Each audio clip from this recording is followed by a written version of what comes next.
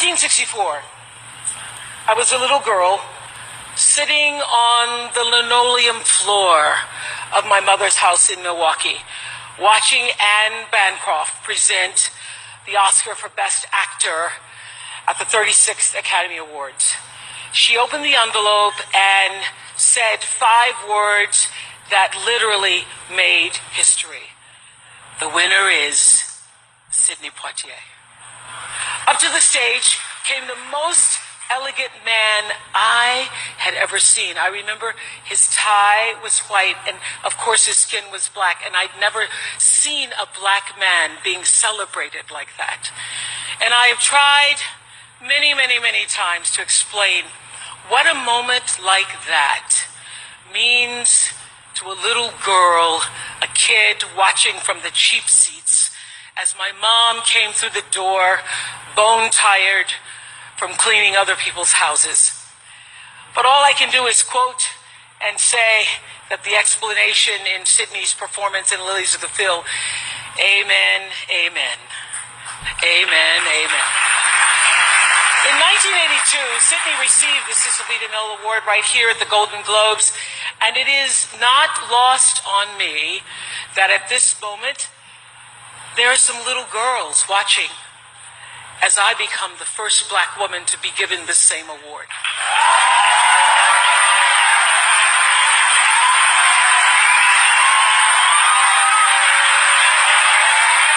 It is an honor. It is an honor, and it is a privilege to share the evening with all of them, and also with the incredible men and women who've inspired me, who've challenged me, who've sustained me and made my journey to this stage possible. Dennis Swanson, who took a chance on me for AM Chicago. Quincy Jones, who saw me on that show and said to Steven Spielberg, yes, she is Sophia in The Color Purple. Gail, who's been the definition of what a friend is, and Stedman, who's been my rock, just a few to name. I'd like to thank the Hollywood Foreign Press Association, because we all know that the press is under siege these days. But we also know that it is the insatiable dedication to uncovering the absolute truth that keeps us from turning a blind eye to corruption and to injustice,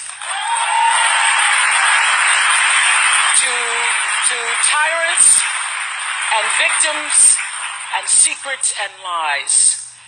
I want to say that I value the press more than ever before as we try to navigate these complicated times, which brings me to this. What I know for sure is that speaking your truth is the most powerful tool we all have. And I'm especially proud and inspired by all the women who have felt strong enough and empowered enough to speak up and share their personal stories. Each of us in this room are celebrated because of the stories that we tell. And this year, we became the story. But it's not just a story affecting the entertainment industry. It's one that transcends any culture, geography, race, religion, politics, or workplace. So I want tonight to express gratitude to all the women who have endured years of abuse and assault, because they, like my mother, had children to feed and bills to pay and dreams to pursue.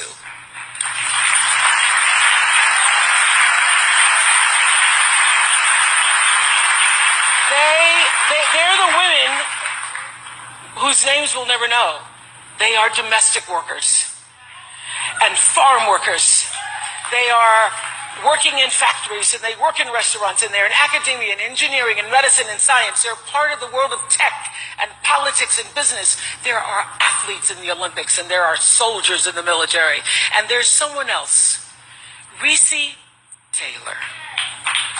A name I know, and I think you should know too. In 1944, Recy Taylor was a young wife and a mother.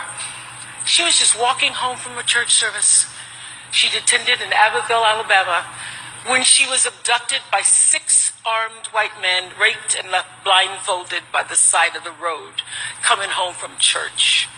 They threatened to kill her if she ever told anyone. But her story was reported to the NAACP, where a young worker by the name of Rosa Parks became the lead investigator on her case. And together, they sought justice. But justice wasn't an option in the era of Jim Crow. The men who tried to destroy her were never persecuted. Recy Taylor died 10 days ago, just shy of her 98th birthday. She lived, as we all have lived, too many years in a culture broken by brutally powerful men. For too long, women have not been heard or believed if they dared to speak their truth to the power of those men. But their time is up.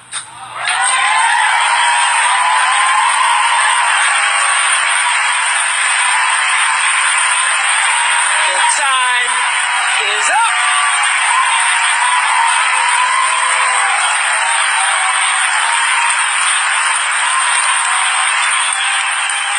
Time is up. And I just hope that Recy Taylor died knowing that her truth, like the truth of so many other women who were tormented in those years, and even now tormented, goes marching on. It was somewhere in Rosa Parks' heart almost 11 years later when she made the decision to stay seated on that bus in Montgomery. And it's here with every woman who chooses to say, "Me too." And every man who chooses to listen. In my career, what I've always tried my best to do, whether on television or through film, is to say something about how men and women really behave, to say how we experience shame, how we love and how we rage, how we fail, how we retreat, persevere, and how we overcome. I've interviewed and portrayed people who've withstood some of the ugliest things life can throw at you. But the one quality all of them seem to share is an ability to maintain hope for a brighter morning, even during our darkest nights.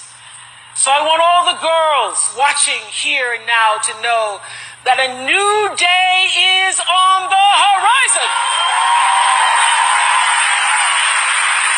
And when that new day finally dawns, it will be because of a lot of magnificent women, many of whom are right here in this room tonight, and some pretty phenomenal men fighting hard to make sure that they become the leaders who take us to the time when nobody ever has to say, "Me too," again.